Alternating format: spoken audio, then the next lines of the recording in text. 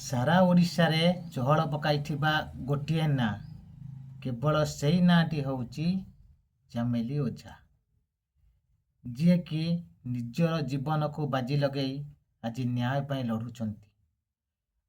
ଲଢ଼ି ଲଢ଼ି ସିଏ ଜୀବନ ସହିତ ସଂଘର୍ଷ କରୁଛନ୍ତି।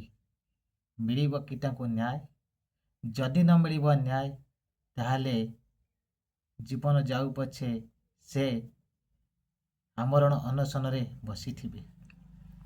ଏହି ଆମରଣ ଅନଶନ ବୋଧହୁଏ ସର୍ବପ୍ରଥମ ଏହି ଓଡ଼ିଶାରେ ଦେଖାଯାଇଅଛି। ମହାତ୍ମା ଗାନ୍ଧୀଙ୍କ ପରେ ଯଦି ବି କେହି ଜଣେ ଆମରଣ ଅନଶନରେ ବସିଥାନ୍ତି, ସେ ହେଉଛନ୍ତି କେନ୍ଦ୍ରାପଡ଼ା ଜିଲ୍ଲାର ମହାକାଳପଡ଼ା ବ୍ଲକର ତିଖିରି ସରପଞ୍ଚ ଚାମେଲି ଓଝା। ତାହେଲେ ଆମେମାନେ ସମସ୍ତେ ତାହାଙ୍କୁ ସପୋର୍ଟ କରୁଛେ, ତାହାଙ୍କ ଏହି ଗୋଟିଏ ଚିନ୍ତାଧାରାକୁ ସମସ୍ତେ ଆକ୍ସେପ୍ଟ ମଧ୍ୟ କରୁଛେ। ତେଣୁ ଫଳାଫଳ କ'ଣ ହେବ ତାହା ଜଣାଯାଇପାରୁନାହିଁ ସତ, କିନ୍ତୁ ନିଶ୍ଚିନ୍ତ ଭାବରେ ତାଙ୍କ ନାଁଟି ସ୍ୱର୍ଣ୍ଣାକ୍ଷରରେ ଲେଖାଯିବାର ଯାଉଛି।